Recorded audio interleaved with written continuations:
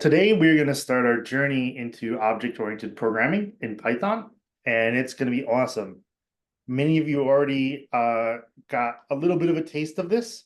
And in fact, last week, even when we were just learning Python, we got a bit of a taste of this as well, because we saw that everything in Python is an object. If I open up this Python REPL here on the command line, and I start using the type function, I'm looking at a string object of class string. X is an object of class string. Even the type function itself is an object that I guess actually has a class type. So objects in Python have classes, and classes are ways of organizing stuff, which we will dive into a bit more comprehensively. Part one, it's going to go over some object-oriented programming general overview and some high-level principles.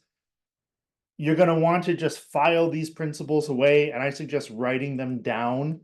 It's really going to come into play over weeks as you write code, but you want to start remembering these now, because it will help you later in the course. And when you graduate, it will come up in technical interviews. We're going to talk about what classes are in programming and in Python. We're going to see how to construct a class with this special kind of method called dunder init, or double underscore init, as in initialize or create. We'll see class attributes, class methods, and some other dunder methods. Then we should have time to break, get a bit of hands-on work time. And then part two of the lecture before lunch is going to be talking about a Python language feature specifically for classes called getters and setters that uses something called decorators, where some of the stuff we learned about first-class functions will reemerge. Do folks have any questions about the agenda for the lesson today before we dive in? Cool. And before I dive in, I saw a couple folks raise their hand and say that you got a little bit, you took a bit of a sneak peek into today's curriculum, which is awesome. Everyone today, you are very much going to want to make sure you finish today's assignments and look ahead at tomorrow's. I can't encourage that enough. And Jesus, I think I saw your hand up there, and I know this is not an easy question. Feel free to pass if you want, but like, how would you describe like object-oriented programming? Like, what's an object? Like, what's a class? What's the big deal? To try and separate like data from logic in an organized way and be able to reuse objects in your code. Is that enough answer? I think that's an amazing answer. You hit on one of my favorite things, which is separating data and logic in an organized way. And even better, we can put data and logic together. You know, in that Python lesson, we saw how complex our data can get with nested dictionaries and lists. With classes, we're going to see how we can combine data and functions, data and logic together in a class, and keeping code organized. And what was the second thing you said again? To be able to reuse it Yeah, throughout your code. excellent point. And to be able to reuse it throughout the code.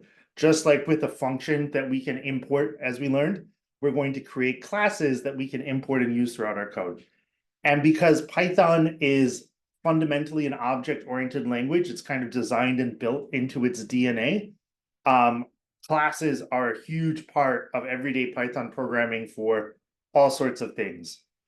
You don't need them, and you don't need to use them all the time, but you often will, and you will in this course. JavaScript is different. I'm not going to open that door. I will just briefly mention JavaScript has something called classes. It works very differently than Python and most other object-oriented languages. And so most people do not look at JavaScript as an OOP language, even though JavaScript has objects, right? And in fact, it even has classes.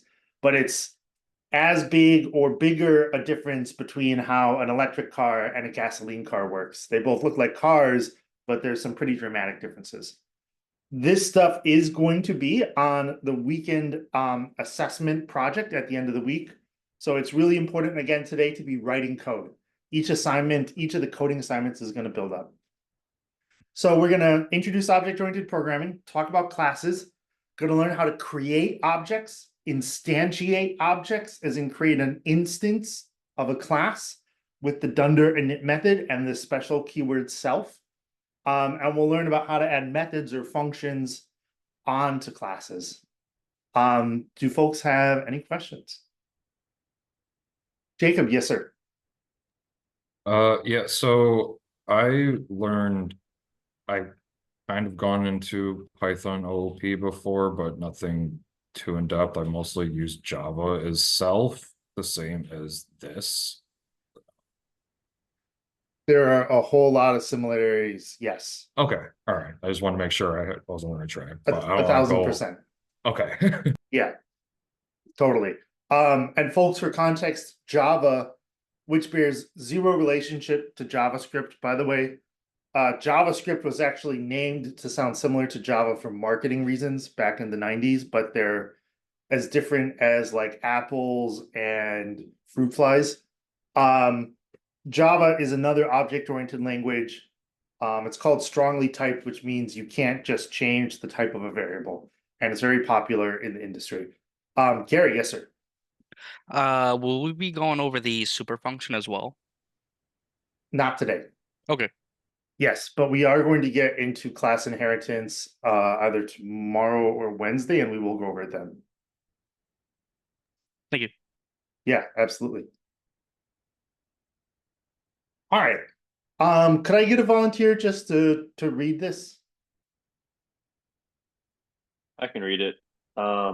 Object-oriented programming is a programming approach that organizes code around objects, which are representations of real-world entities. It focuses on breaking down complex problems into smaller manageable pieces, while classes that have properties, attributes, and behavior methods. By using OOP, we can create reusable code, promote code organization, and simplify problem solving by modeling the relationships between objects. Awesome, Sam. Thank you, sir. Right, and this is pretty much what you said, Jesus, but this is in more words. You guys will note the common theme of organizing code, objects, breaking complex things down into simpler things. What you'll see is there's a lot of ways to skin the cat, and there's often better and worse, but there's very infrequently right and wrong. You will see a lot of good examples and patterns that you can use and follow in this course as we learn object-oriented programming. So what is a class? A class is very similar to a blueprint. If I want to build an iPhone, like the one that it's a little hard to see me waving because of my background here. I have an iPhone, you have an iPhone, you have an iPhone. Let's just pretend we all have iPhones. And somewhere Apple has, the blueprints for the iPhone SE version 3 or whichever one this is. And when it's ready to create new iPhones, those blueprints get sent to a factory in Taiwan or China. And the factory builds the actual physical iPhone according to the blueprints. So all these iPhones, they all match the blueprint, but we've got many of them. They belong to different people. They have different data on them. And classes are pretty much the same idea, because it turns out it's really useful to bundle and put together data and functions. Like if I have a dictionary, if I have a list of users and each user is a dictionary, and I have this like dictionary of lists, and I kind of need a function that knows the shape of that data. And classes let me bundle logic and data together and encapsulate data, which we'll call attributes, and functions, which we'll call methods. And I can create a blueprint. And that's what we do when we write a class. And then we create many instances of that class. Right, as we can see here.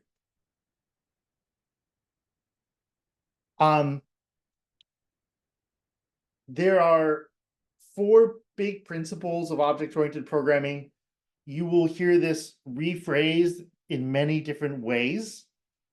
Right now, file these away. What will happen is as you write code and you are problem solving, you will see opportunities to put these principles into practice. These are principles and guidelines. They're not ironclad rules, and they exist because they're things that are learned from experience that make it easier to write code, especially as your code base gets big. So the first one is encapsulation. And the idea is that, hey, like, I don't need my entire program to know how to get the user's first name the same way that I don't need every single app on my iPhone to know how to play music. Only the music app needs to know how to do that. Very related to this is abstraction, where logic and complexity can be hidden for simplicity, right? I'm playing some music, but maybe I just have the simple, my phone is locked and I just have the simple play view. If I need to, I can get more complex. If I'm using a function, I don't necessarily need to know how it works if I know what arguments to pass it and what output it gives. Inheritance, we're going to learn more later in the week that Gary touched on. We're going to see we can create classes that inherit behaviors from other classes. There might be an iPhone master blueprint, and that's used. I'm sure it doesn't work exactly this way, but for creating the different models of the iPhone. And there's a similar concept with inheritance. And this last principle, polymorphism, is a little confusing, and when we actually see it demonstrated this week, it will make more sense. So just file it away for now, but objects can take different forms depending on their needs. So I know I've been doing a lot of talking here. It's about time to write code, but before I do, I just want to see if folks are curious about anything or have any questions.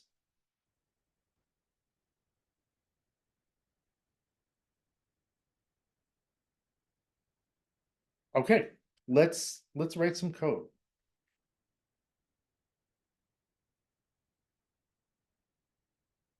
So I'm going to leave this over here in case I need it later. I'm going to open up another terminal window. I'm in the Yankee demos and notes repo. We're not going to need a Python virtual environment, but I'm going to go ahead and activate the default one, which for some of you is named default. For some of you, it might be named .venv or .default that we created in the home directory on day one. And let me go ahead and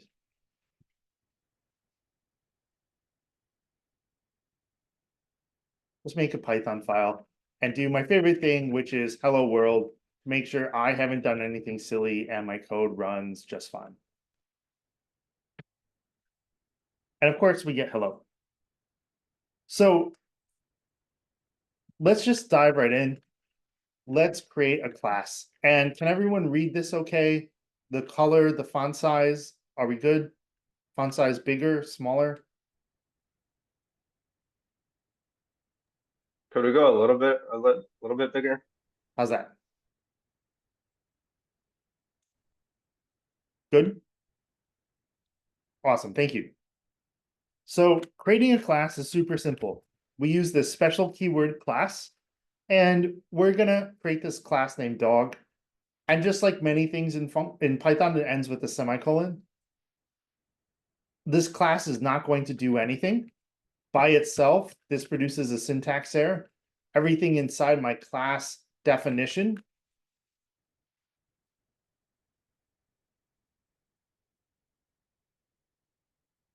needs to be indented. The class name should start with an uppercase letter, and in fact, it should be a sort of camel case like that, specifically for classes. There's a special keyword pass that tells Python nothing is supposed to happen here. Not very interesting. Let's create a dog. Just like calling a function, I call this on my class definition, and it actually calls a special function called init or initialize that we'll talk about shortly. And this is called constructing an instance of a class, aka instantiating a class instance, creating a dog, object, etc. We are constructing an instance of the dog class. We're creating an object, Fido. And now if we go ahead and run this code, we see something interesting. We see, first of all, Python knows this object is an instance of the dog class, but we don't get some very nice stuff printed out. That's very useful. We'll return to that later. What we see here is some sort of hexadecimal representation of where this object, this instance of the dog class, lives in memory. So how does this work? Well, not always, but very often when we write classes, we're going to create functions inside of them. When you create a function that's part of a class, we call it a method. There is a special method called Dunder init. Dunder is short for double underscores on both sides. Double underscores indicate programmers should not call this method as in calling or executing a function, calling this method directly. The Python runtime will do it for us at the right time.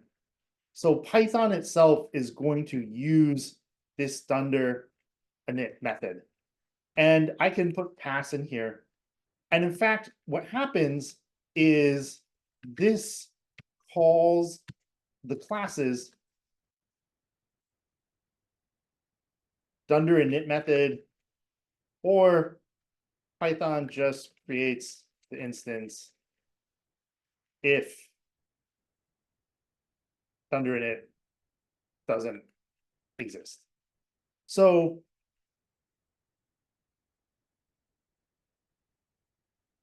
if I stick a print statement in here and run my code again,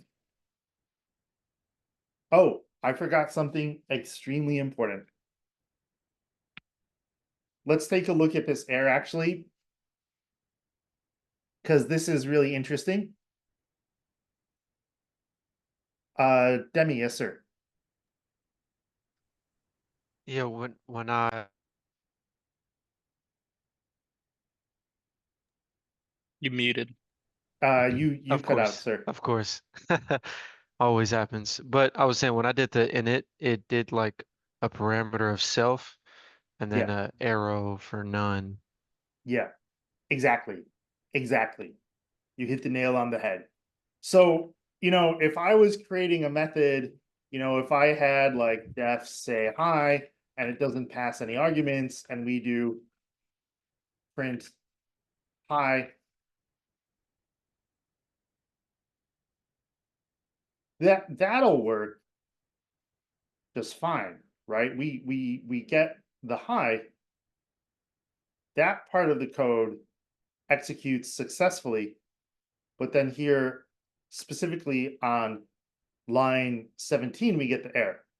So these Dunder methods, because Python uses them, they expect certain things. Whenever we're creating a Dunder init method or any method on a class, we always have to pass a special keyword called self. And it's actually an argument. And in a lot of ways, you can think of it as sort of a pointer to the class itself. I'm going to talk about self more a bit later when we see it used. I like to think of it as a skeleton. Like if we, let's just pull up a drawing of a skeleton very briefly.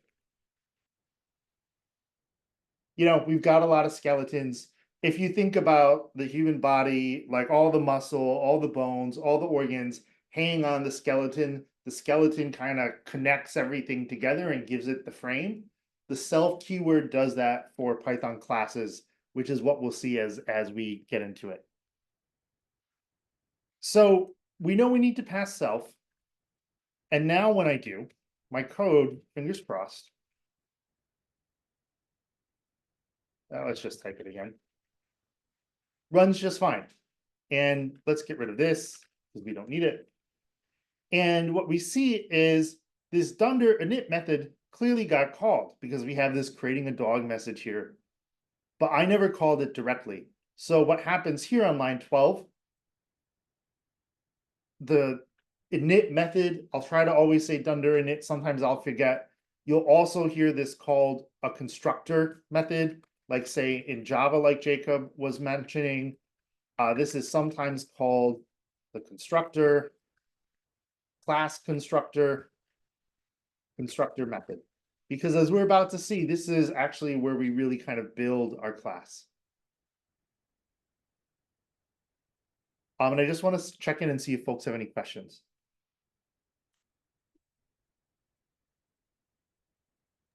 I have a quick one. Can you have two init functions in one class? Great question. You cannot know.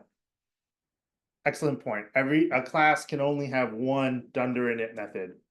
I actually don't know what'll happen if we have two.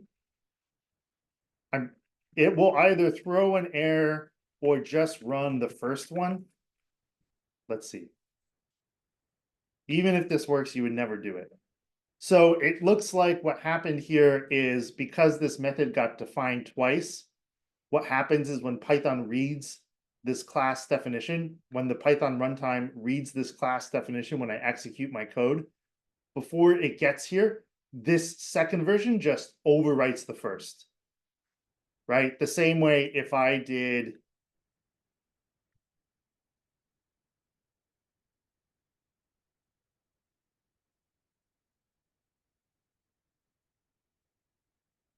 right, if I define a variable and then define it again or reassign its value, the second one overwrites the first, and it looks like that's what's going on here. But a class should always have just one dunder init method. Does that make sense? Great question. What else is on people's minds? All right, let's throw a bit more into the mix. Let's give this dog a name.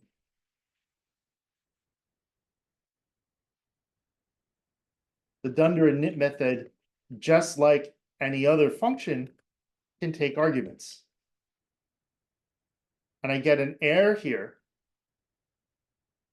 because just like with all the functions in Python, arguments are required, right? Unless I set a default value. I don't have to pass anything in for self, right? So when this code gets run, Python will actually do the work of putting whatever it creates in here for self, and Fido just gets sent to the second argument, even though it's the first here. But Python does that for us. Right? And so, in fact, and let's just run this code to make sure it works. We've got Fido. Let's add a bunch more arguments. Let's give Fido a breed, color, sound. You know, Fido is a breed. Let's also print their color. And let's do when Fido talks, they say sound. And let's go ahead and give Fido some more attributes. Fido is going to be a pointer. Fido is going to be a white pointer. And Fido is going to say, not surprisingly, move.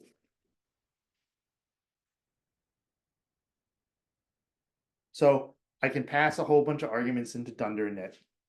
So far, so good, not terribly exciting. Let's use this self keyword to do some fun stuff. I am creating attributes.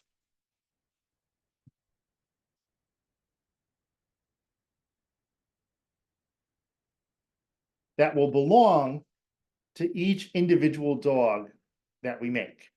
So I can have different kinds of dogs.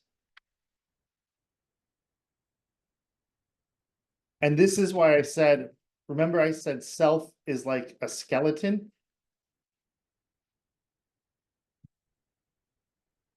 We'll see why in a minute when I create methods, but also just by doing this, what I can do now is, let's print Fido's name. Let's print Fido's color. Right? That dot notation that we've seen before with JavaScript objects comes into play with the Python objects that we create as well. Now that we have created an object that's an instance of this class, we can use dot notation. Oh, and that's cool. We got some nice hovering, some VS Code hovering. We can, and in fact, if I added the right format of comment, I would get VS Code hints there too. But we can use dot notation to access attributes on the class, which in this case are these string variables, but can really hold anything. And let me go ahead, and I think I'm just going to do a split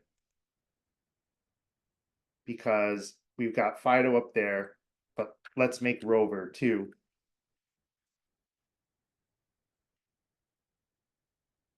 Oh, I don't know, a golden retriever.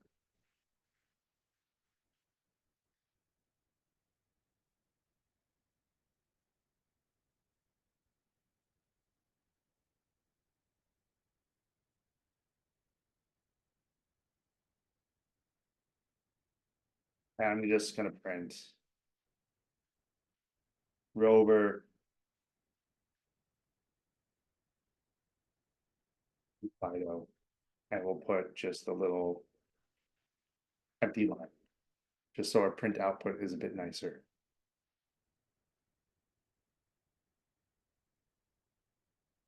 And so, right, a class is a blueprint.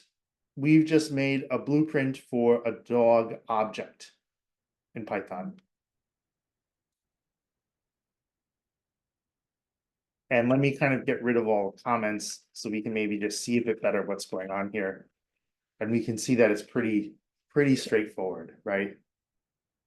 So I want to check in, see what people are curious about, what questions people have thus far, because this is going to be our bread and butter for the entirety of these 15 weeks. So now is the perfect time to ask any and all questions, things that you're sure about. My rule of thumb is if you're wondering about it, it's a good bet that 2 or 3 other people are as well. Yes, sir. One. Just out of curiosity, I forgot. If I do underscore name, I guess to make it private, and then I call it like where you have print Fido on line 15 or 17, would I Yeah. put print dot underscore name? That's where I get the naming from. Okay. Yeah, we're going to get into that in the second part of our lecture. This does not, note, by the way, VS Code is giving me a hint that this doesn't seem to exist. Python does not actually do anything different here. This is a normal attribute name like anything else, but the underscore is a convention for other programmers, like you said, indicating that this is a private attribute, which we'll talk about a bit later after in part 2 of the lecture. But yeah, you hit the nail on the head. What else is on people's minds?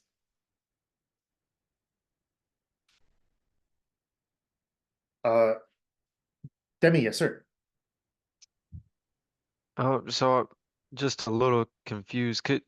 Is this just another way of getting like user input, or like I'm kind of confused on the purpose. Like I understand Yeah, the it's a value. blueprint. Yeah. Yeah, but yeah, well, why Totally. would this be better? Like, is there some sort of time complexity or something, or Yeah, it is it has easier nothing to to do read for with, code, or has gotcha. nothing to do with, oh, sorry, I didn't mean to interrupt, sorry. No, you good. Yeah, I love that you're thinking about time complexity and efficiency. Good news is this doesn't really have anything to do with that. We will be seeing that stuff later, but it's good to be thinking about it for sure. And the answer to your question is what we're about to look at next. Because this by itself, yeah, it's nice, but it's not earth-shattering. Once we start adding methods is when this starts to really become useful.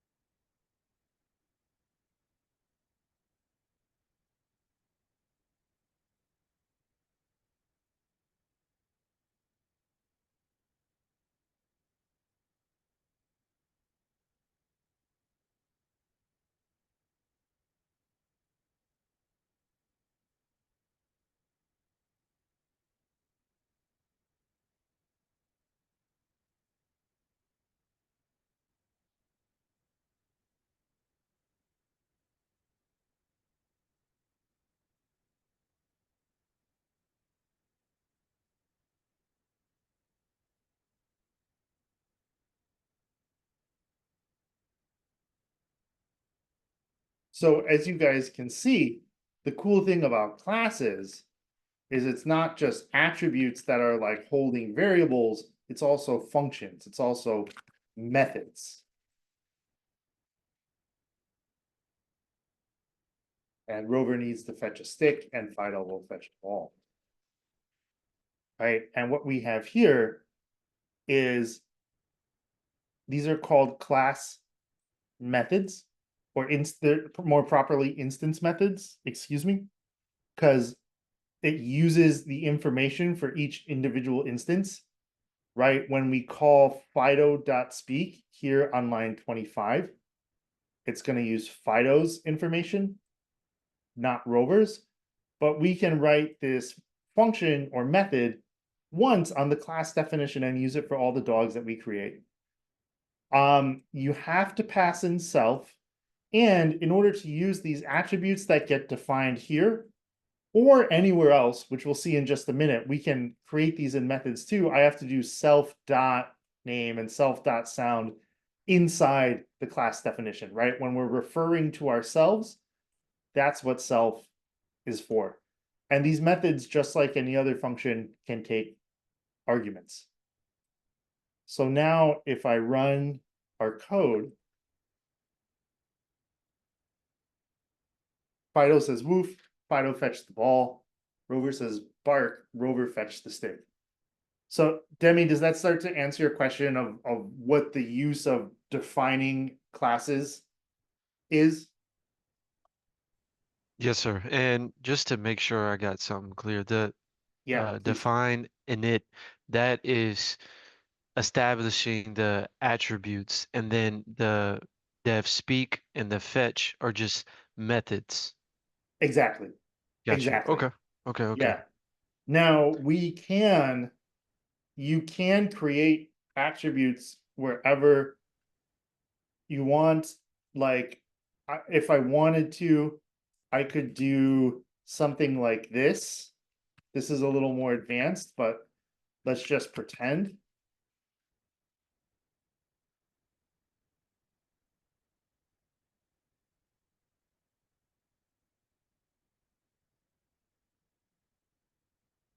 Now, this should really be written a little differently. But just to demonstrate that you can create, you can create instance attributes outside the constructor. Right, so here, Rover fetches a stick. If I did this before Rover fetched the stick, like right up here, we're gonna get none or an empty list or some sort of error. And in fact, we get an error because this object attribute hasn't been created. It actually doesn't get created until this method is called, right? Which is not very useful. Maybe sometimes you want to do that, but normally we would do something like this. So you don't have to only define attributes inside the constructor, but you almost always do because it makes everything simpler and more organized. Right, because now this is an empty list and I don't get an error, and then I can add something to that list here. So we can create or modify attributes in our class methods. Copy. Okay. And just to make sure it's clear, you're saying it's better to put it in the attributes instead of trying to establish another attribute in a method because of the way that it runs line by line. Yeah, exactly. Okay. Yeah, really for two reasons. One reason is just for us as programmers. Like you all will very quickly get in the habit when you're reading code and you're looking at a class definition. It's nice to be able to look at the init method and expect to see like all the attributes that are used to be created. It makes it simpler to use the code. Like I don't have to remember that this doesn't exist until we call fetch. And so you'll often see default values like this. You know, you might see something set to none, but that way it exists. It doesn't throw an error if we try to access it somewhere else in the code. And when other programmers look at our code, they can just look at the Dunder init method and see all the key stuff. Okay. Thank you. I appreciate it. Yeah, great questions. Love it. Great questions. What other questions do folks have? What's on people's minds? Because this is great stuff to dig into. I kind of have one. This might, I'm trying to think of it in my head though, because it's going to be a little confusing. So every time we use fetch and it's appending the item, it goes back into, for this example, it goes back into self-fetched items. So does it get saved into the Dunder method, or does it go away? Or every time you call it, does it get saved in there, or is it just saved temporarily? Yeah, great question. The way to think about it is you can think about it as Dunder init returns our object, our instance of the class. Right here, the Dunder init method gets called. We could think of this if we want. You could think of this as, I think in fact you can do this, though most of the time you wouldn't want to.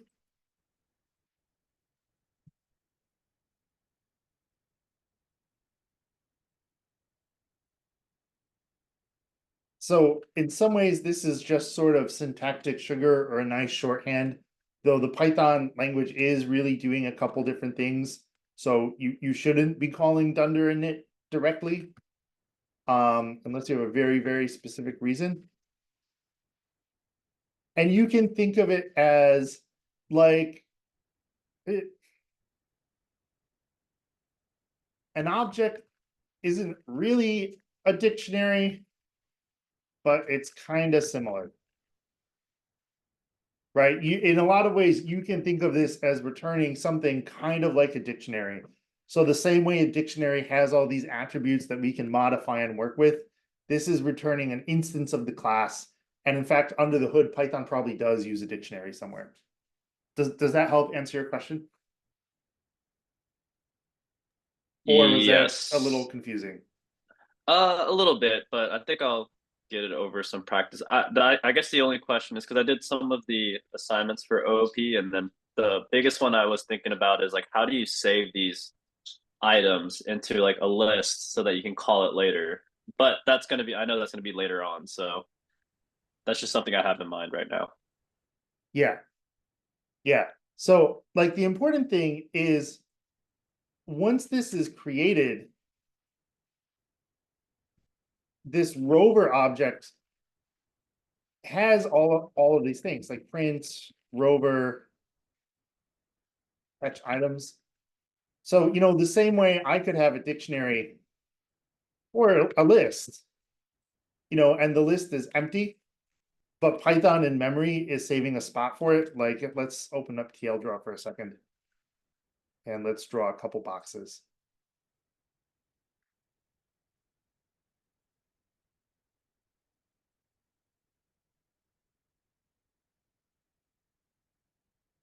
And I think this will be good to touch on for a little bit, and then we should move on because I want to make sure not to eat too much into.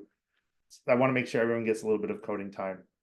But you know, when I create a list, Let me do it with TL draw and not the zoom annotator. And this is, let's just call it, let's just call this computer memory. Right? And computer memory is kind of organized into boxes or grids, which we'll learn a bit about later. And you know, Python, the Python runtime does the job of putting this stuff in computer memory. And when my program is done running, the Python runtime before it quits does the job of cleaning up after itself. It puts its toys away, it deletes the stuff from computer memory unless we've saved something to a file.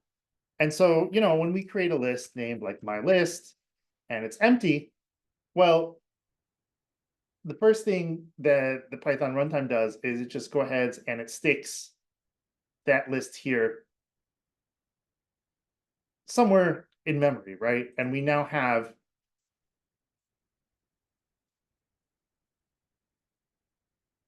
an empty list.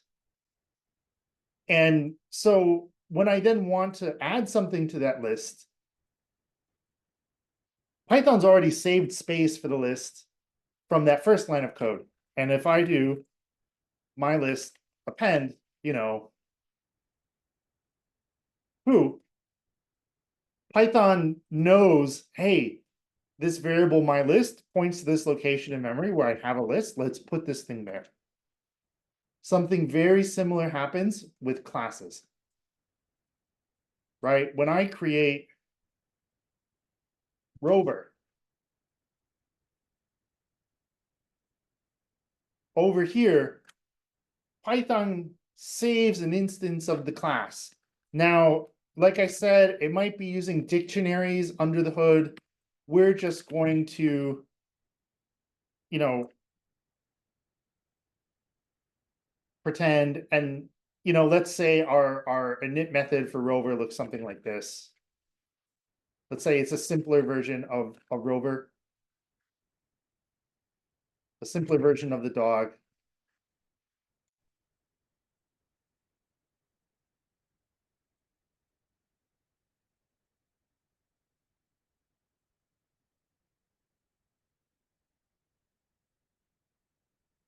Right, and this is the code, and then we create Rover. So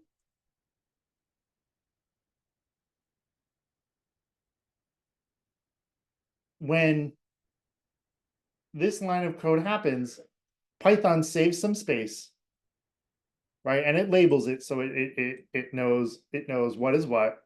It knows that this is my list over here in this block of memory, and it knows that this is Rover, an instance of the dog class over here. So there's probably some other stuff that Python is saving, but it does this work for us, and the name it saves as Rover, and self fetched items is an empty list. So that already happens, and Python's already kind of allocated space for it.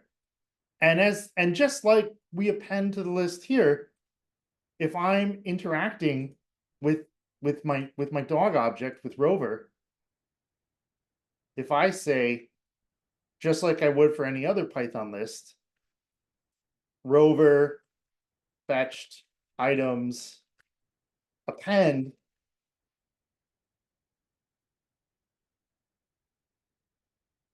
Python knows where to go, right? And it will put it in here.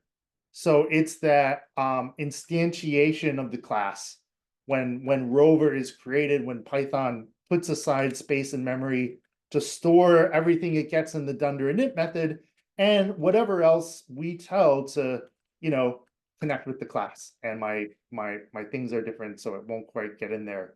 But I think you guys see where I'm going. Does that help illustrate it a bit more? Or is that also maybe half as confusing as helpful? No, that's helpful. So it just saves it inside the class, I'm guessing, just for this instance. Yeah, exactly. Like, and let me go ahead and get rid of, go ahead and get rid of the list, because let's say over here, instead of my list, we had Fido. Right? You know, let's say that this was Fido equals dog Fido, then there's now two locations in memory that store this stuff. The same way that there's an iPhone blueprint, but yours and my iPhone are in like, you know, they're not like the same physical object. The same way, like you create different instances of a class, you create different, Python puts different space in memory. The same way if I make two different lists, they're not stored in the same spot, and messing with one doesn't affect the other. Right? So Fido's fetched items is empty, right? I can give, Rover can fetch whatever we want, and it doesn't affect what Fido has or hasn't fetched. Does that make sense? Yep, it does. Awesome. Yeah. I really think the way to think about it is sort of like Python's making lists and dictionaries and functions and putting them in boxes. And I think the blueprint metaphor is good. Like this is the blueprint. Right here is when the factory makes the iPhone. You know, like that's when, whoop, that is way more moving than I wanted. When we instantiate an instance of the dog class, our factory builds an iPhone, or in this case, a dog. And over here, we build another one. And they're two separate things. There are some links that we'll learn about later, but that's more advanced and not today and nothing that we've touched on.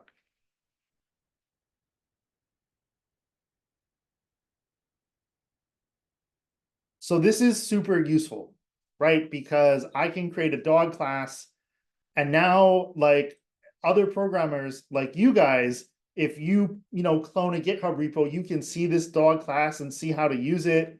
You can keep track, you know what arguments need to be used. You don't have to worry about saving fetched items. The class does it for you.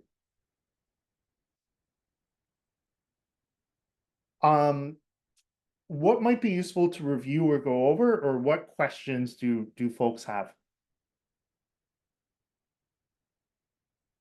And how are we feeling? Like, are we on a scale of like 1 to 10, where 10 is like, I'm ready to take the assessment tomorrow, and 1 is like, will the programming gods like please come bless this house?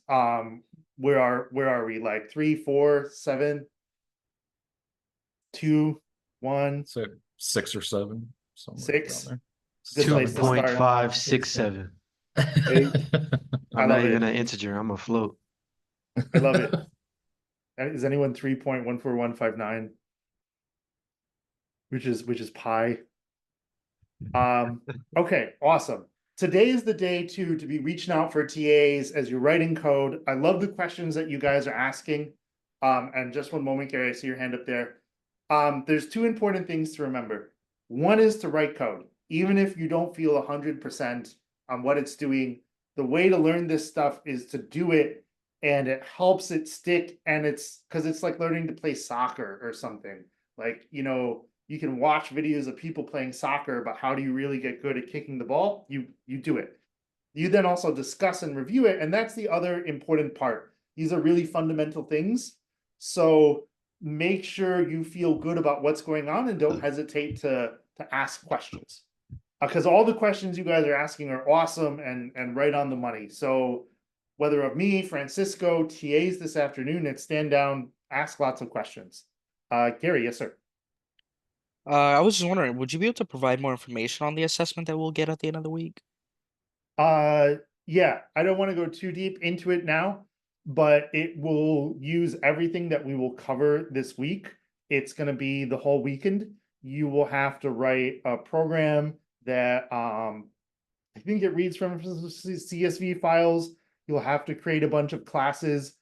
We actually give you a specification doc or a spec, like with a lot of assignments, that says pretty clearly, like, here's the classes, here's the methods and the attributes they need to have. So we give you a pretty clear set of instructions on what to build. And then there's a test suite. And you will also have to be able to read the tests well enough to know what they do to write the code to get the tests to pass. And you get a point for every test that passes. I don't remember if there's 20 or 25 questions, but 70% or above is a passing score. So that's something like 17 or 16 out of 20 tests. And our retake policy is very simple. You have 1 week to retest with a 1-point penalty. Otherwise, you have, I believe it's 2 weeks, if necessary longer, but we discourage it with a 2-point penalty. The retake, we basically designed the retake policy to be generous. We've kind of designed this to be a lot like real world software development, where like, hey, if today's the time to launch the new Nordstroms.com website, and like, you know, the woman's apparel page is only 50% done, we're not gonna not launch the whole site. We're gonna go with what we have and then fix it.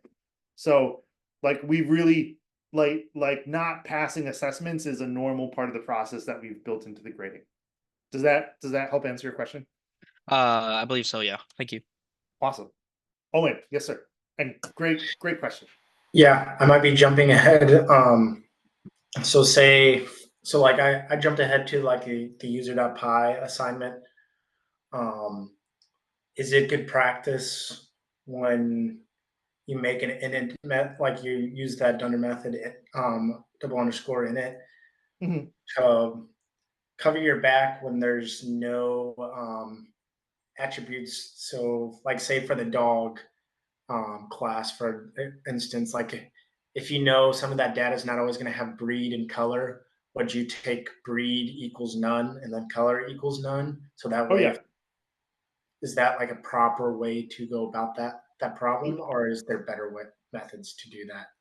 That's a great way to do it. And as you can see, you kind of have to do it for all of them, going from the right from the one you start with. Basically, passing a default argument. That's a great practice. It depends on the program design, right?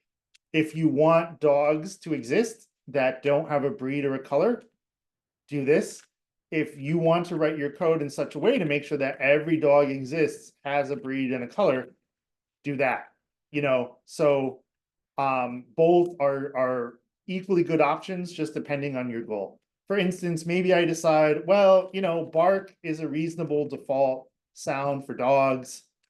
But you know, name, breed, and color vary so much. I don't want to give them defaults. I really want to make sure that you know, these are required. On a practical level, sometimes you might say, you know what, like, we're going to do this for simplicity, but it's really up to the programmer, if that makes sense. Yep, thank you. That answers my Yeah. question. Yeah, great question. All right. Where are we at in terms of like mental overload? Are we kind of, is the cup overflowing, or do we have a little room? All right. I want to show one more thing. I think we'll then break to get some hands-on coding time, and then we'll look at getters and setters. But let me take a quick look at the assignment to make sure that it's that nothing in getters and setters need. Yeah, perfect. All right, one more thing, and then we'll break. It's not going to be a full hour today. The guest speaker cut in, but I think we should be able to get like 30 minutes of coding time in, which I think will help a ton. Because you'll see as soon as you start writing code, this stuff starts to click. So the last thing I want to show is another Dunder method, a special Python Dunder method called str, which is short for string. And this has to return a string. I'm going to have it return an F string.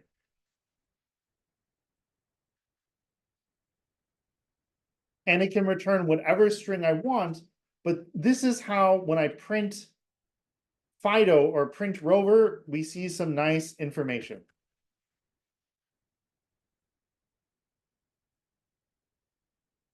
And let me show you what I mean. So let me comment this out.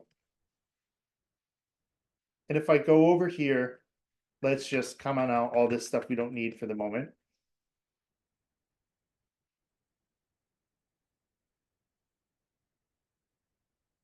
And we saw if I print Rover, the actual object, we don't get anything very interesting.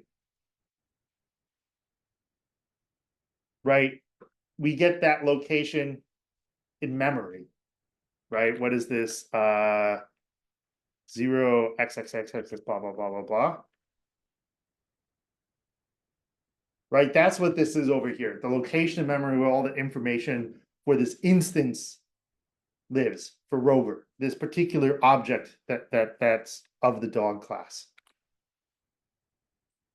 But with Dunder string, we can tell Python, hey, when an object of this instance gets printed, call this method. And this is incredibly useful, both for user input and for yourself for debugging, right? Because we get this print statement here that we didn't get before. Super useful for debugging, also useful for printing information to the user. So when we get to create our own classes, we get to create our own string representations of them with this Dunder string method.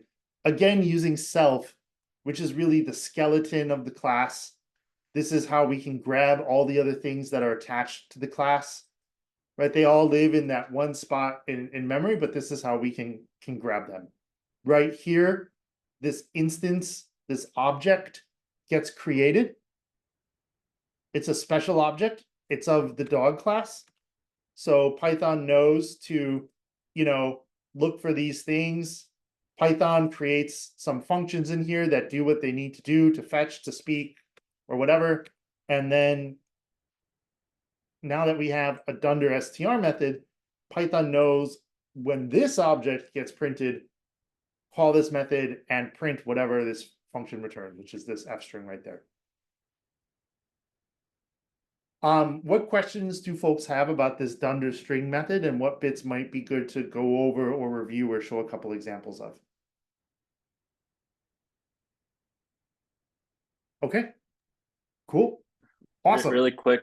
Oh, Yeah. sorry, Adam. Really quick. So is that just like saying like print, essentially, for like, but for a class, like the Dunder string method? Yeah, exactly. Okay. Without it, this doesn't print out anything good. We were getting that memory, blah, blah, blah, blah, blah. Because Python didn't know what to do with this inside of a print statement. If you give it a string, it knows what to do.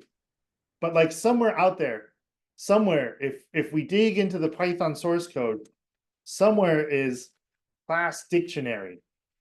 And it has a Dunder string method.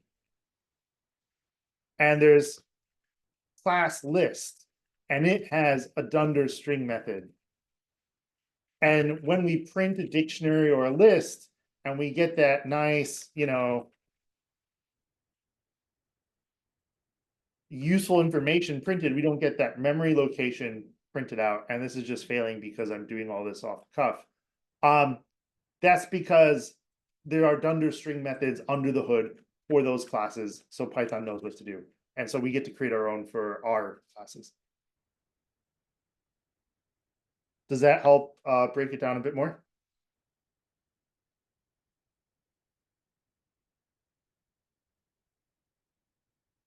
Hopefully, yes. Right, it lets us print. Yes, sorry. Print stuff out. Awesome. All right, let's break. Let's take 30 minutes. Take a short break, but please make sure you get in at least 15 minutes of writing code. I think it will help a ton. After the break, we are going to look at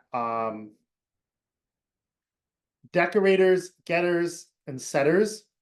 This is going to throw a little bit of a wrinkle into the mix, just to give you guys a heads up. It's going to be returning to first class functions. It's going to be introducing a new concept. So getting a bit of that hands-on time is going to help a ton. If you go into the curriculum for today, and let me go ahead and do this right now. So we're in the OOP module, and we're on day 1.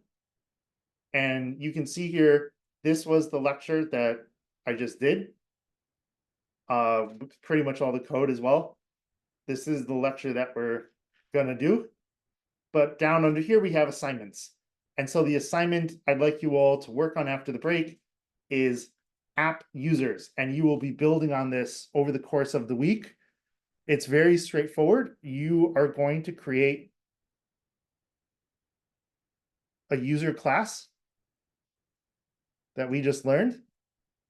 You're going to give it some attributes like name, email address, driver's license. And you, in fact, want to use the tests because the tests are your friend. Because if you take the time to read the tests, you can kind of see what this class should look like, right? And what arguments to pass in and in what order. So in fact, to get this test to pass, when you create the class, the first argument is going to have that gets passed it under, and it is going to have to be the name. The second is the email. So just to recap, to clone this, I'm going to copy this. I'm going to open up. I'm going to use iTerm, but you can do this with the VS Code terminal as well.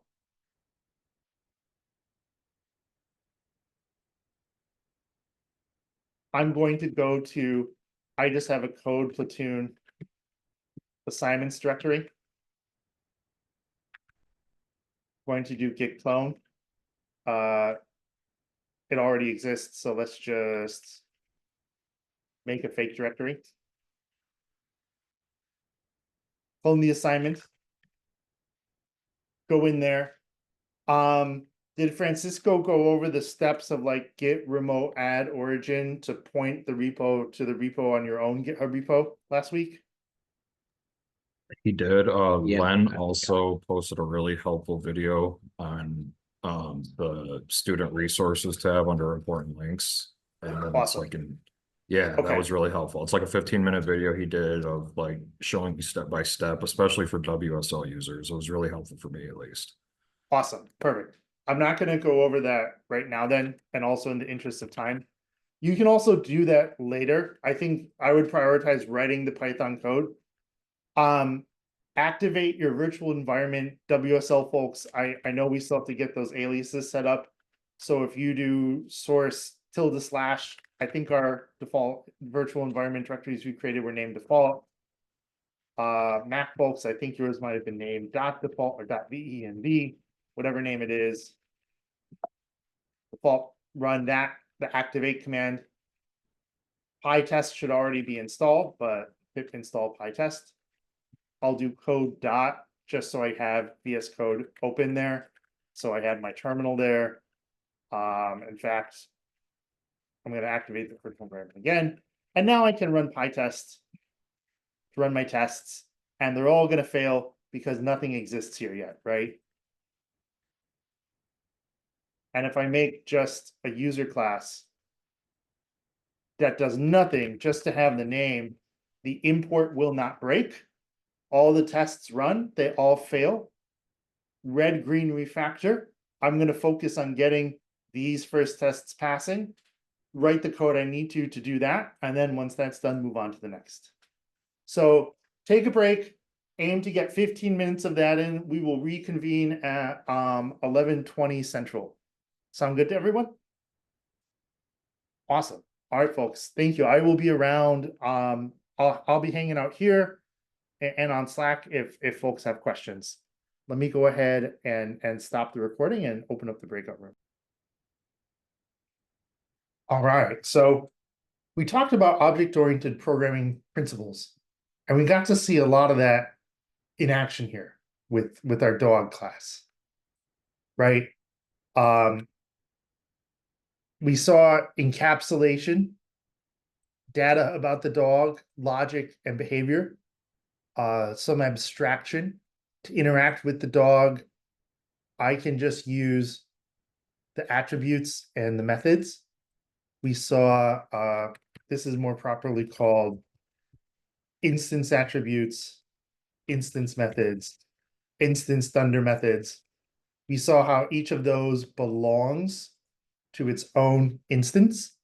The class is our blueprint that we use to create. It's a factory, right, for building whatever we want. In this case, building dogs. And if I wanted to build a cat,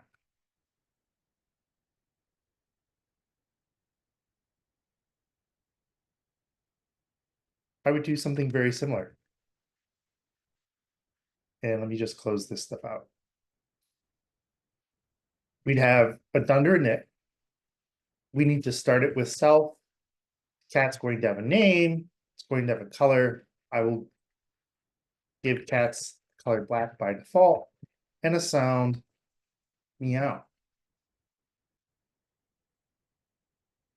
And I create these instance attributes in my dunder init method, which is the constructor method that creates the class.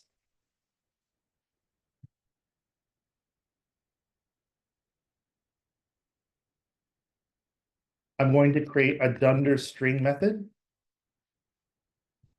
that will return a string. So when I use print, I can see useful information about my cats. When I want to interact with instance attributes inside a method, I have to use self.name, and this needs to be an F string. Color, self.color.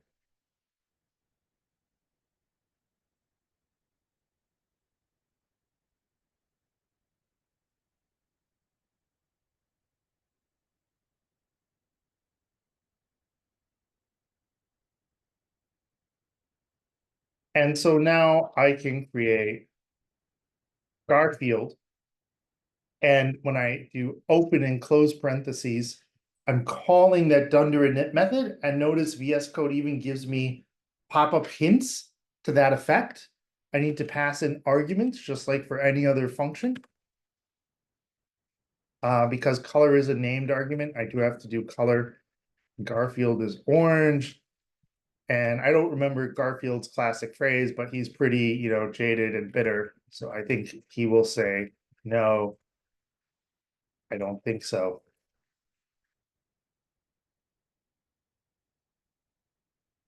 And now if I print Garfield, we'll see that dunder string method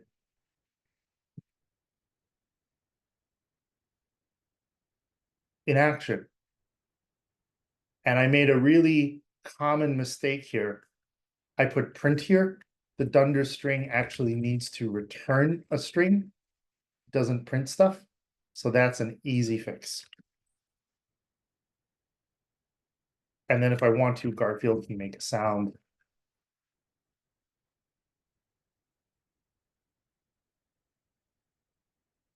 And if I want a different cat that lives in a different location in memory, we use the same blueprint. I can't think of another celebrity cat by name. So my sister has a cat named after the Game of Thrones character. Color is sort of gray. And the sound is purring. And so we can see Aria the cat. We can see the sound Aria makes. In fact, if I want to, I could even change the sound that Aria makes. Maybe Aria is now a little irritated, and now the sound is going to be the sound of silence. It's just like any other variable, I can change these attributes. And now if we do aria.make sound, we'll see a different sound.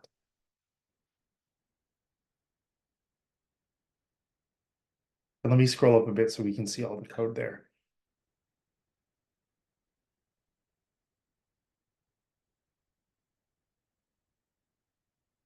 Right, and so just to refresh ourselves and walk through this, we've defined our cat blueprint.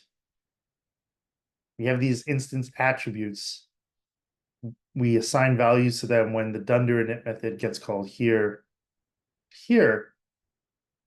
But we can access and even change them really whenever we want. Ryan, yes, sir. Just for when you're making new instances and you have like color equals orange or whatever you put for the sound, do you have to do that because you put the default up in the top for the class instead of just like putting it, listing them after the commas? Correct.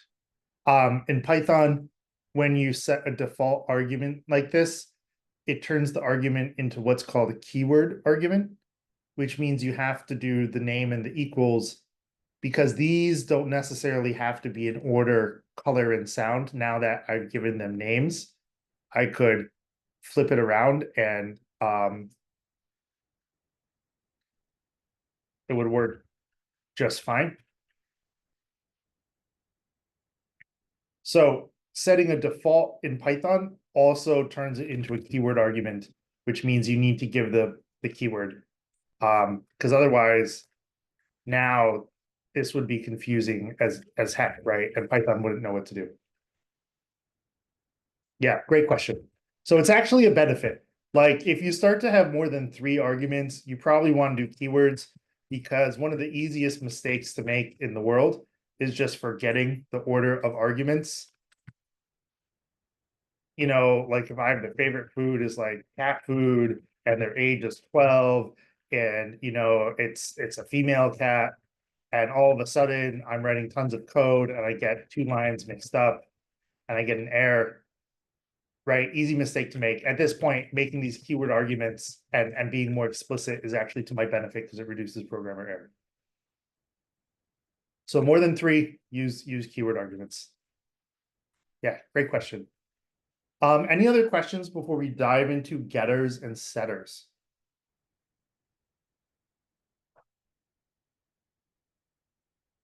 All right, let's do it. And I'm catching up on the chat, and Garfield indeed does like lasagna.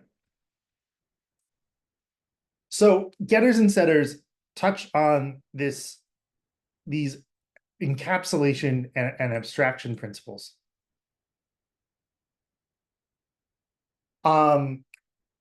They are going to give us more control over those instance attributes. You saw how I can change the sound Aria the cat makes whenever I want. That is both good and bad.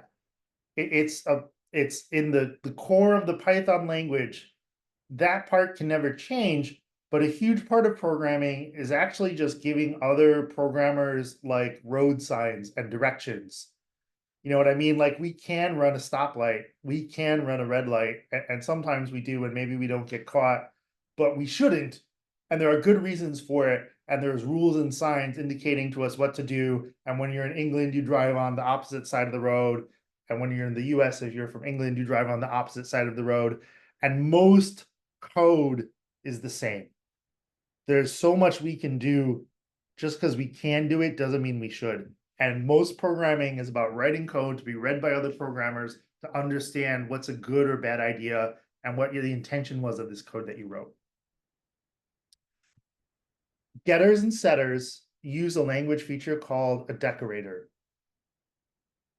We talked about first class functions, this term higher order functions. We saw lambdas briefly. We saw arrow functions, a function that takes another function as an argument. And that's what decorators do. And we'll see this syntax in just a minute. I just want you guys to take a look at this syntax right now.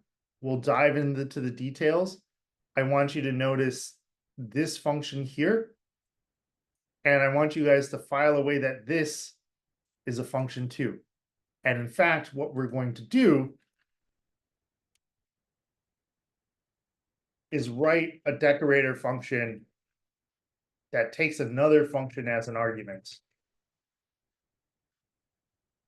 And this is kind of struggling with me at the minute, but you know, we're gonna pass in a function as an argument and call stuff, and this nice @ symbol is syntactic sugar that just makes our lives a little easier. So we're all excited. The computer's on fire. Let's see some code.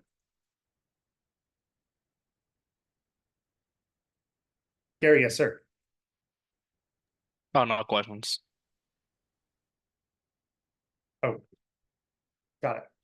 Just being silly. Sorry. No, you're all good, man. So we've seen this, right? We've seen this. We've seen a function. It's going to take some other function as an argument. And I'm just gonna put a print statement here. So when we run this, we can see what's where. And what we do here is our decorator has to return a function. It actually has to return a wrap, we don't have to name it this, but it has to return some other function definition. And we're gonna see why in just a moment. And this is actually pretty advanced. I would not say that this is, you normally, I think, don't learn this right away. We teach this much earlier because you're gonna see it a lot and use it a lot.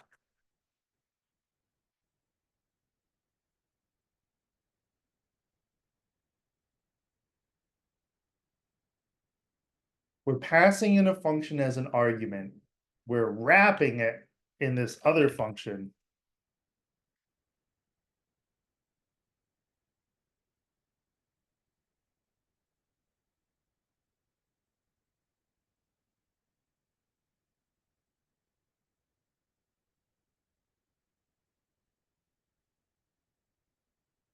And our decorator actually returns this wrapper function. Right? So let's just, let's do a very simple hello world.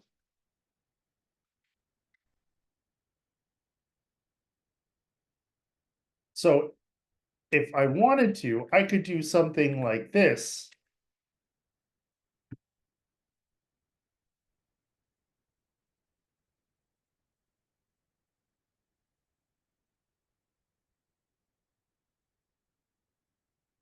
Which looks a little weird, but fingers crossed should actually work. Type error, none type object type is not callable. Let's see, what did I do wrong here? We defined it. Maybe using it this way doesn't work and I really need to use it like a decorator.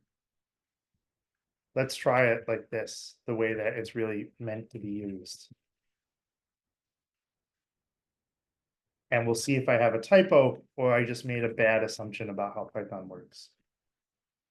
So this looks like I actually do have a typo.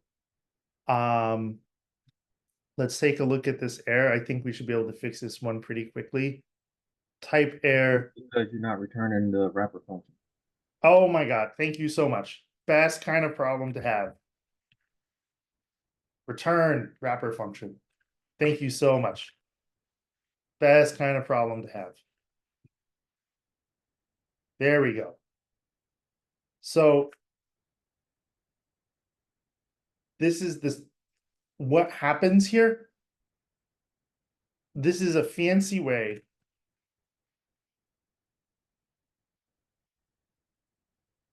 of doing this.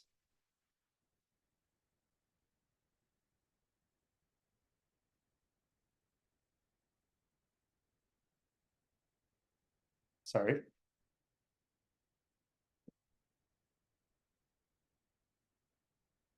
Of passing in say hi as an argument to my decorator.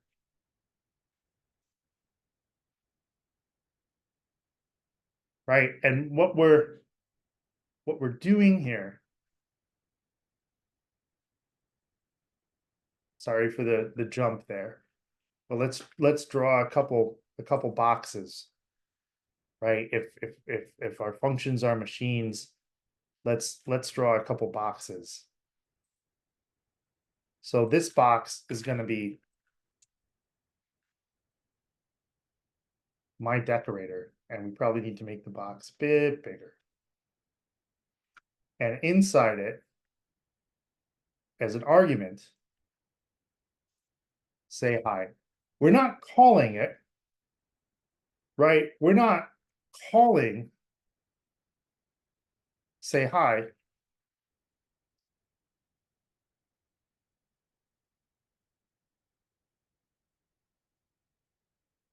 But we wrap it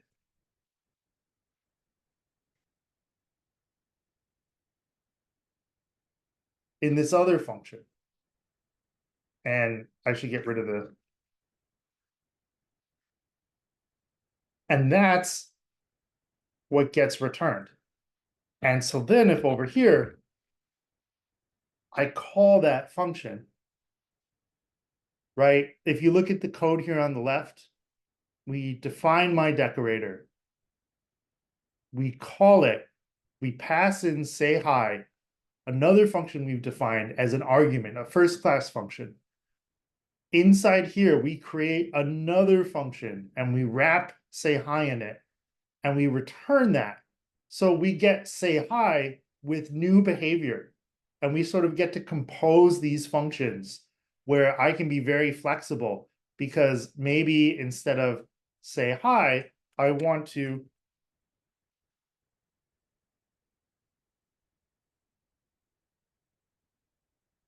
say bye.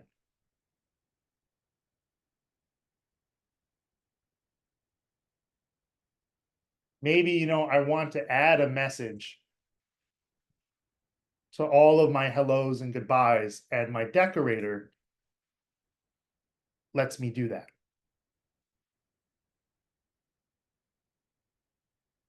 Right, so we see when we actually call the wrapped function, we see this first print statement inside wrapper about to call func. We call the function that we passed in. Here it's hello world. Here it's goodbye. And then we execute this other line of code with this other print statement. And this inside my decorator gets called here and here. So I want to pause and check in and see what questions people have, because this is like the core concept that we're going to then apply. Yeah, I'm kind of So please lost. fire away. Go ahead, Jacob. Oh, Jacob, yes.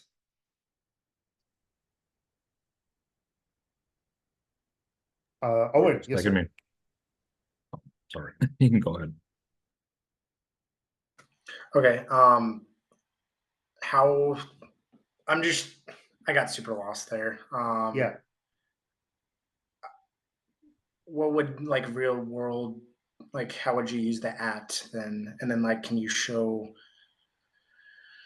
I don't know. I'm just super lost. I don't really understand what the use of this is for.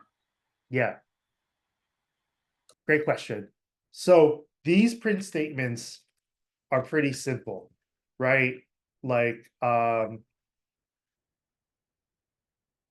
you know, there's not really a reason why we would need this. But imagine instead of a print statement, maybe we need to save something to the database every time a message is sent or do something else. The decorator syntax, let me show that.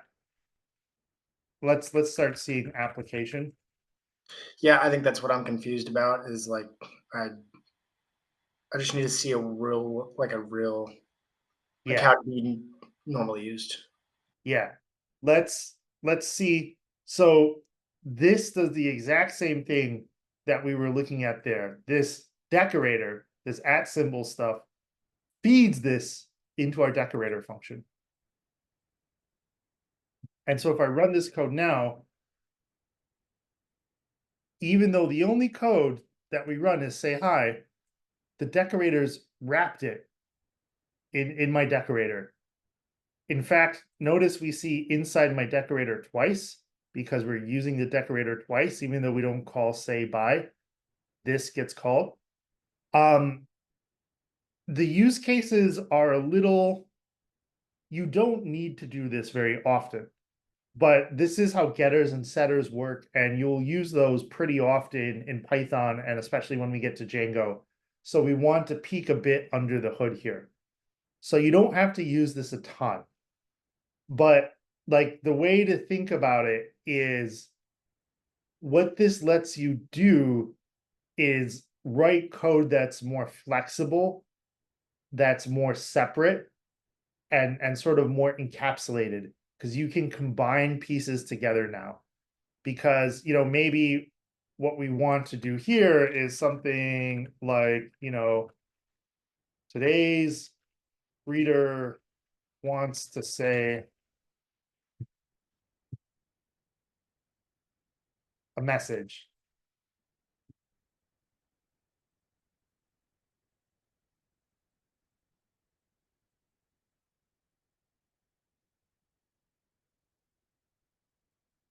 You know, but you don't need a decorator to do this, but as your code gets bigger and more complicated, right? Maybe it's every time the user chooses a new feature, I need to save something to the database or something like that. And so the decorators have their place. You don't need to use them a ton. I think I don't want to get too lost in the sauce on this. If we can, I think if it's useful to spend a little more time talking about the mechanics, I want to talk about that. And then I do want to make sure that I show getters and setters. Owen, I don't know if that helps or not. Yeah, that definitely helped. Yeah, I just wanted to Okay. see like what it would look like on actual code by doing that at my decorator like you did. So thank you. Got it. Awesome. Okay. And thank you for explaining that part. Jacob, yes, sir. Yeah, so as far as like the setup of that goes, like you said, like you do it like at my decorator, and then like Python knows like the next line is probably going to be like a function or something that you want fed into that, right? Is that correct? It has to be a function definition. Okay, so like right after my decorator, it's like, or whatever it's called, like it knows that the function coming after that's got to be fed into the actual decorator, correct? Exactly. It's Okay. literally doing this. Okay, I gotcha. Yeah. Cool. Yeah. Line 11 and 12 and line 11 and 21 are basically doing the same thing. All right, Yeah. I got you. Cool. Yeah, this just the big difference here is like I can just use the normal say hi function. That's the big plus, really. And to kind of touch onto your point, Owen, as well. Think about maybe somewhere else in my code, I don't want say hi to do any of this stuff. I believe depending on like where we import it, we can have that. We could have that control. Though now that I've said that, I feel like I might have to be a little more careful in saying that. But we can change the behavior of the decorator. I can remove the decorator and I don't have to modify the function at all. So there's a lot of flexibility that decorators provide. Demi, yes, sir. Just so I'm understanding as well, it's a function that expands the behavior of another function without Exactly. writing a separate function. Exactly. Okay, I just want to verify. Exactly. I It's just like, because like I get it. Like I guess I understand what it's doing, but maybe kind of like Owen. Even with that example, I probably just had to do something separate on my own, maybe some more digging, yeah, but I just don't really see the value as well, yeah. And or the honestly, real world. that makes perfect sense. Like you guys wouldn't right now. We haven't seen enough code and enough examples yet, and we haven't gotten into that. So that's okay right now. If you guys are like, why would we ever need to do this? That's exactly what you should be thinking. And the reality is about 90 to 95% of the time we don't. Gary, yes, sir. Just one. So with decorators, is it one of those things that we should worry about right now, or is it just kind of like, we know it exists in case we need it, but don't worry about it? Well, in Or just a second, sorry to interrupt. In just a second, I'm going to show you guys getters and setters, which you definitely need to know about and use, and those are a kind of decorator. okay. Yeah. Great question. That's exactly where we're going. Ryan, yes, sir. And then we should move on to look at decorator, getters, and setters. Just really quickly, so for the syntax, is it like at my underscore decorator to initiate a decorator, or could you do at like whatever, and then that would still be a decorator. Whatever the name of the function is. It's Okay. at symbol and then the name of the decorator function that you've created. Gotcha. And then so when you're within a decorator making the wrapper function, it does it just know if you're within that, like when you indent that that is the wrapper function, basically. Yeah, well, what Python knows is that a decorator is going to return a function definition. So it's really this return statement here on line 9. That's the key bit. You know, I can call this whatever I want. The important part is that we're returning a function definition. Okay, cool. And That we makes create sense. it Thank you. inside. Yeah, great question. All right, let me go ahead and comment this stuff out. And let's look at getters and setters, which use decorators. And let me write a little code and then we can talk about it. And before I dive into the code, let me just say you don't need to use getters and setters all the time. We kind of push them on you early because when you get to the Django Python web framework, it uses them and they're valuable to know and they touch on these kind of valuable concepts, but you don't need to use them all the time. So let's say we're creating a person class. And a person is going to have a name and an age. Now I'm doing the normal stuff that we saw before, except I'm following a special convention for these variable names. I'm starting them with an underscore. Python doesn't care. But when another programmer sees this, this tells them this is a private attribute. We should not be doing something like, you know, Alice.age equals, we should not be directly interacting with these properties. And we're going to see why in just a moment with getters and setters. And what this does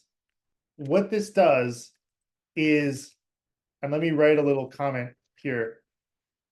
Getters and setters are good for validating data, formatting data to show users, and applying other logic to data. Like we want to make sure that the name is a string that's at least 3 characters long and that age is not a negative integer. Well, a getter and a setter is one way to accomplish that. So let's see what this looks like. I'm going to write a method. I'm going to name it name. And it's going to return self dot underscore name. And what I can do over here, if I want to, is I can call this method to print Alice's name, right?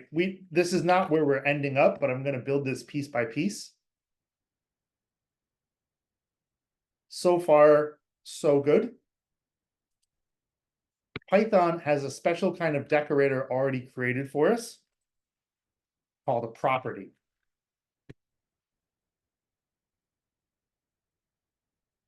And I don't know exactly what it does under the hood, but one of the very nice things it does is I don't need to call that method. I can treat this like self.name.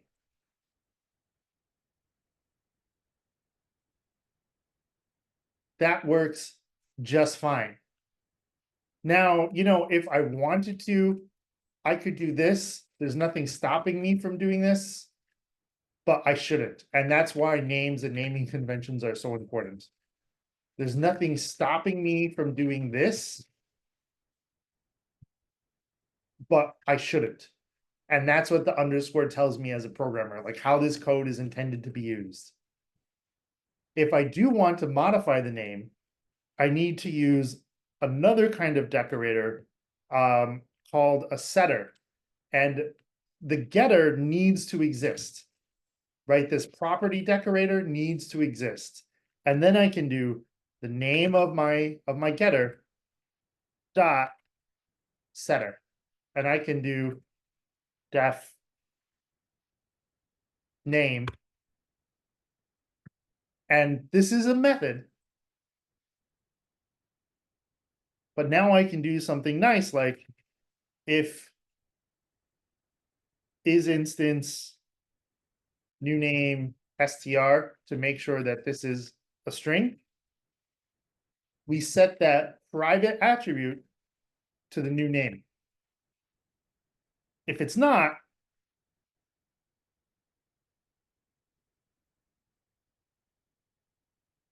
and the nice thing about this, and let me do a split here so we can see the code better. Is this better? Is this more readable so we can have the full class here and we can see the code that I'm writing on the right? Does that work for everyone? Much better. Yes. Okay, Thank you.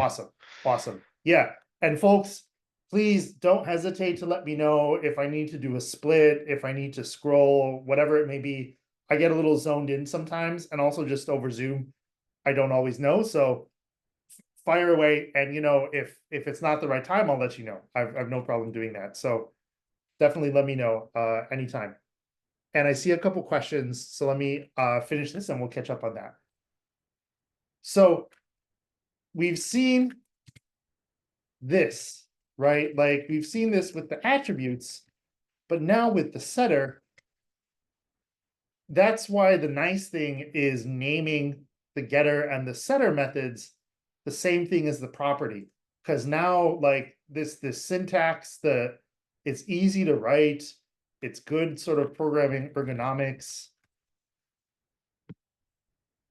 And actually, let's print out Alice's new name. And we can print them both out. Again, there's nothing stopping me. I shouldn't, but just for fun, we can see the private variable printed out. So we can see it changed. And then the nice thing is my setter applies that validation logic. And if I put in some bad input, then it'll throw an error. For instance, I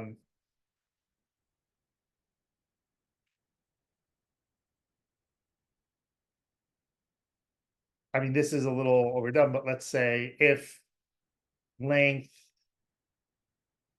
new name is less than 3 is let's say greater or equal to 3.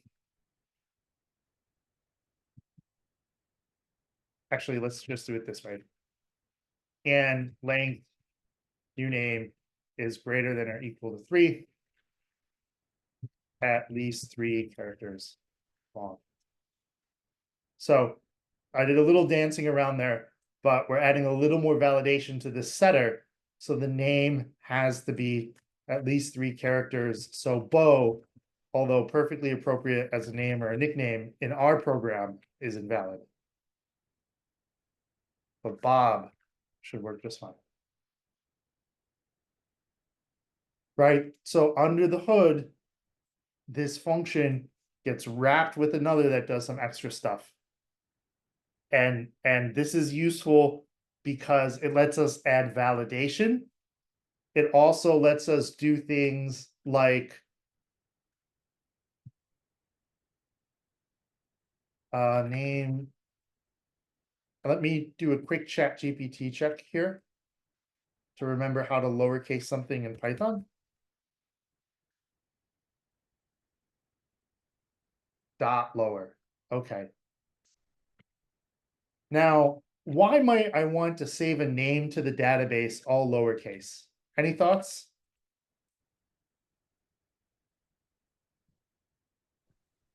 Consistency.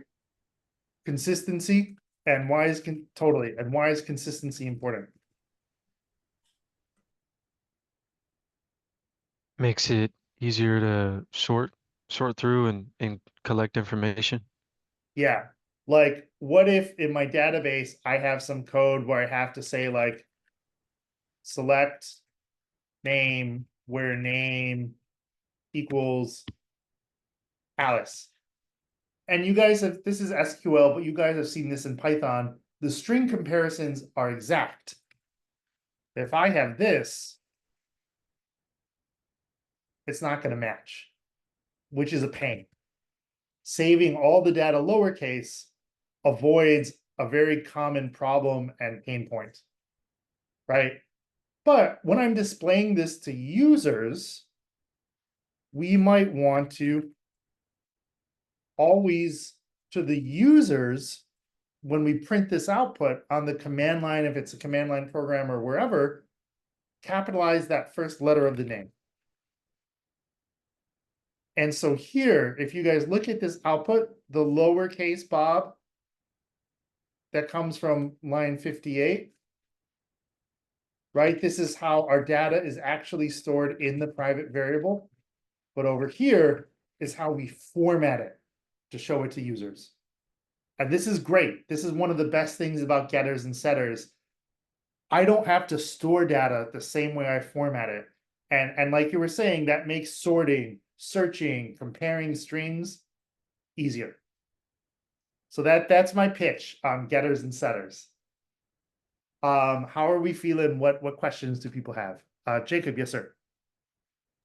Could you kind of like give a broad overview of like the private attributes again? Because I'm just trying to understand, like when you did print Alice dot underscore name, like I understand that's calling the private attribute, and then the Yeah. other ones like, so like those ones, they like, I know that you can change them, but you're not supposed to, like if they're private. I'm just trying to understand like what is the difference between like Alice dot underscore name outputting Bob, and then Yeah. was it just like what you just went over, like if you change it to capitalize or something like that?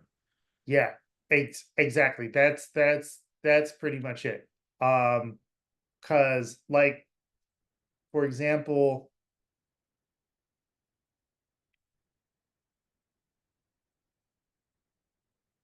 age, let's see. Python convert int to word string. Let's see if there's one Python command to inflect. Okay, that's a little too complicated. I'm not going to worry about that. But it's pretty much what you said, because the underscore is just a convention. Like over here, I can print Alice dot underscore name. I can Right. change Alice dot underscore name.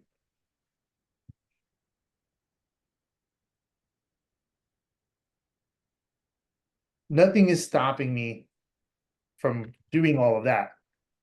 But the problem with this is all of this nice validation logic isn't there anymore. Right? Right. What if I make a typo, you know, and I change the name to just CA? Well, we now have bad data in our system. There was no validation logic in front of this. Okay. And this starts to become more and more important. You know, think about like all those forms you filled out on all those websites and all those web apps. Yeah. And just how much code there is. So it's really nice to be able to have validation logic that makes sure that data is the way it should be. And for all sorts of things. So that's a really common use case for getters and setters. Though it's not the only one. Like, for example, you know, we had like the dog that had fetched items. If we're making a game or something and a dog can't have like more than fetched items in their backpack or whatever, then you know we could use a setter to enforce that rule. Okay. Right? Or like I can only have 5 items in my inventory. Well, if add inventory, maybe it's a method or maybe it's a setter, depending on how we want to write the code. So this, we now get that error, right? Yeah. And also, as you pointed out, the lowercase to upper, the capitalization thing seems small, Yeah. but it's actually a really big deal. Not so much for this, but for being able to like easily store our data in the format that we want. Okay. Um, Oh, and yeah, I was confused at first because I was like, why is the underscore name returning lowercase? But I just saw in your code too that you changed it to lower or whatever, because at first it was capitalized, wasn't it? so Oh yeah, yeah, that's I what did I'm two that things. yeah. Yeah, that's a Okay. good point. I did make a change here where in the constructor, I always lowercase. So every name ever that we add to a person through the dunder init method will be lowercase. Okay. And then here in the name setter, actually, I should add it here as well. And I didn't. And now whenever we use this, we make sure that it's lowercase. Okay. Right? So now if all the other programmers follow the rules of the road, our data for the name is always lowercase. And then, but when we want to show it to users, we can uppercase the first letter nicely or do whatever else we want here. I think that makes sense. Yeah, that clarifies it. Yeah, great question. No, and again, you don't need these all the time. We kind of push them a lot because you will see them when we get to Django, and they Yeah. get used for a lot more than just print statements. But this is a Yeah. more advanced thing, and it's okay if it feels kind of foreign. Yeah. Sam, yes, I've sir. used them a little bit, but yeah. Cool. Sam, yes, sir. Okay, so just to reiterate, is so essentially the getter is allowing access to like the attribute that we have, and then the setter is just like kind of implementing rules for E- each attribute essentially. Just for the attribute, right? Exactly. Like, Okay. if I wanted to, I could name this set name. If I wanted to, I don't even need the decorator at all. And then I could do something like Alice.set name, and I would call it like a function, and I would pass in, Bob or whatever. But if you look at this, and remember, you only have to define the class once, but we might be doing this hundreds of times in our code base. So first off, let's go ahead and make this a setter. And I don't have to type this. But this is a little weird, right? Because this looks like an attribute, a property, but it starts with this verb in the name, and you usually want to name functions and methods with a verb. So by having the getter and the setter have the same name, this looks a lot like our normal kind of instance attributes that we would write, and it looks and feels that way. Does that help answer your question a bit? Yes. Okay, good. I hope it does. I know that this is a bit more of a complex topic. And I think some practice will help. And just to reiterate again, this is just one tool in the toolbox. Especially this week, we're going to tell you pretty explicitly, like you should make getters and setters for these things in most of the assignments and on the assessment itself. So right now, the first focus, I think, is just getting used to the technique. There are some examples here of why it can be useful, but just getting the skill is the first step. And Juan, yes, sir. I think you had your hand up as well. No, that was actually you answered my question towards the end there. Thank you, though. Yeah, absolutely. Yeah. And just to kind of review, I could name these whatever I wanted.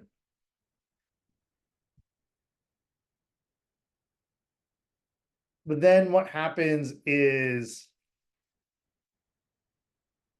if you look at this, this starts to make less sense, right? If I see something that starts with a verb, I think it's a function or a method because that's normally how programmers name things.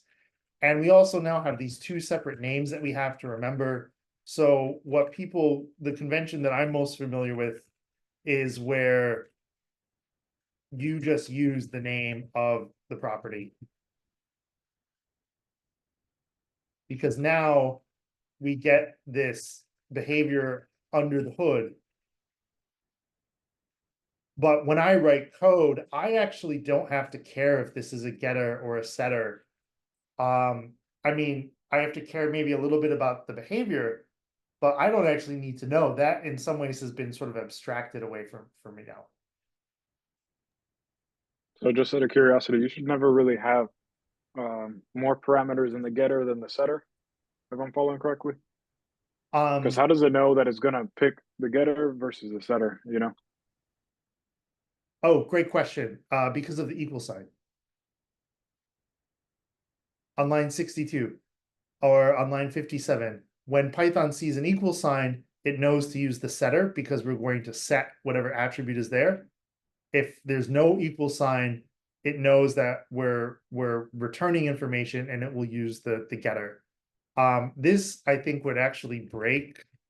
I don't actually know if this works, but you would never want to do it, right? Because that's not the job of the getter. The getter is to take this other attribute from our class and do whatever we need to, whether it's printing out some information or capitalizing a letter, or maybe we need to save something to a cache or check our cache, you know, like check the database for a value before printing something. I don't even know if this works actually, so I'm kind of curious to find out.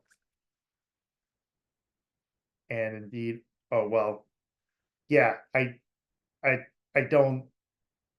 It doesn't work, in fact, because now, yeah, short answer is it doesn't work, and even if it did, you wouldn't want to. Yeah, good question. For the getter, you're never going to have an argument over here, as far as I know. Oh, yes, and Your Len, thank error you is for the only reminder. because- I think your error is only because you got that get underscore name over there on your right side. Oh, let's fix that. Yeah, and we are a little past time, folks, so we should start wrapping up. That is a good call. Thank you, James. I actually had a completely different error. I really don't know if this is gonna work. And like I said, it's not, because now it's expecting an argument. And so it's impossible for me to use the getter because I have to type something here. So I don't think that works. Is there maybe like one more question, or if there's another example that might be good to code up and see, we can see, and then we should definitely break for lunch because we've gone about 13 minutes over.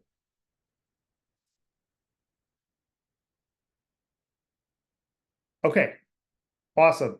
How are we feeling on a scale of 1 to 10? Like 9.98, maybe some 9.96s. I'd say I'm at a 7. Good And 7. It 6 or has 7. only decreased.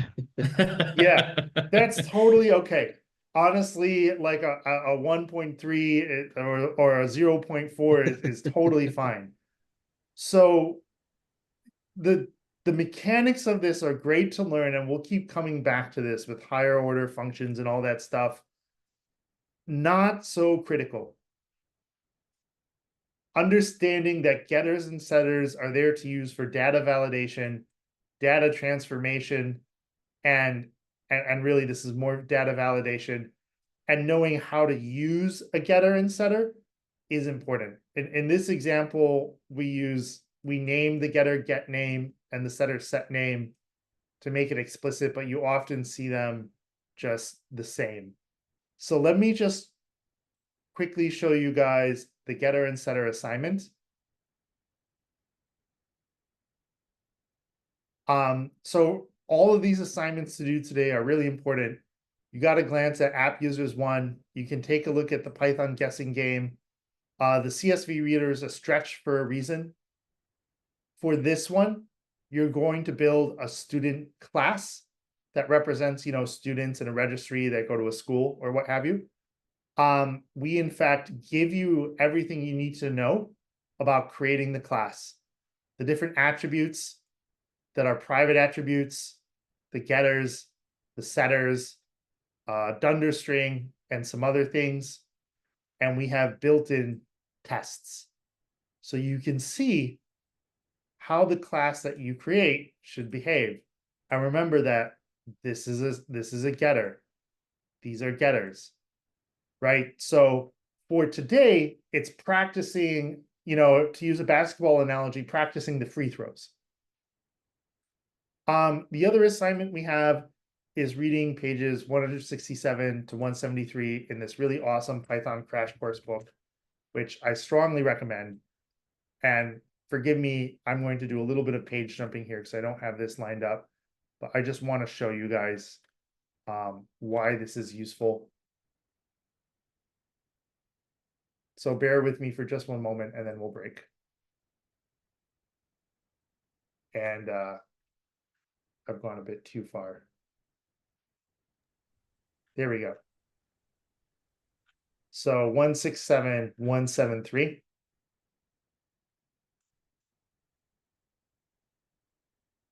This is in our lecture library stuff.